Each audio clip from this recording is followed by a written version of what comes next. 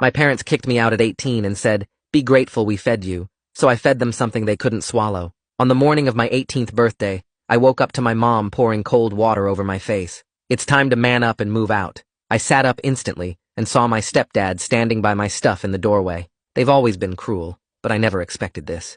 "But I'm your son." My mom laughed. "You've been nothing but a burden since your dad died, wasting our money on therapy, crying about nightmares." My stepdad nodded approvingly. "We kept you fed and housed for 18 years. That's more than most would do." Before I could process what was going on, they shoved my bags into my arms and literally pushed me out the door. I didn't even bother fighting. I guess part of me had already given up. After hours of prayer and petting stray cats, I found myself at a homeless shelter downtown. My hands shook as I filled out the intake forms. That's when my phone buzzed. My parents had unblocked me just to twist the knife deeper. "Mom, stop calling family saying you're homeless. You're embarrassing us." Then from my stepdad, "At least your dad had the decency to die in Afghanistan."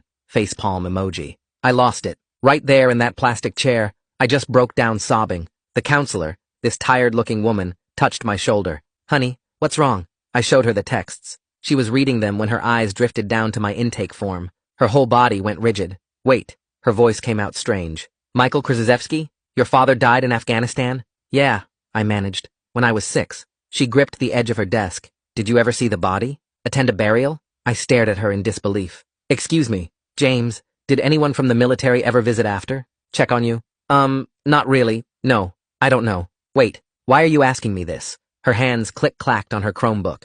After 30 seconds, her face went white. "James, your father didn't die in Afghanistan." My chest tightened. "What?" "He's at Palmer V, a psychiatric ward. He's been there for 12 years. The fluorescent lights suddenly felt too bright. That's impossible. We had a funeral. I went to grief therapy for years." She looked me straight in the eyes. "You need to see your father. Today, before your parents realize you know." Suddenly, little things were clicking into place. Why Mom got nervous when military families were on TV. Why we moved states right after the funeral. I wanted to break down on the spot, but my stepdad's voice about me being a little betch echoed in my head. So instead, I took a deep breath and asked, "Why today?" "Because when, not if, when, your parents find out that you know your dad is alive, then they'll know someone is coming after the benefits they've collected." She drove me to Palmer herself. The whole ride, my brain kept rejecting what was happening. But then we walked through those VA hospital doors, down a long hallway that smelled like floor wax and medicine. There he was, my father.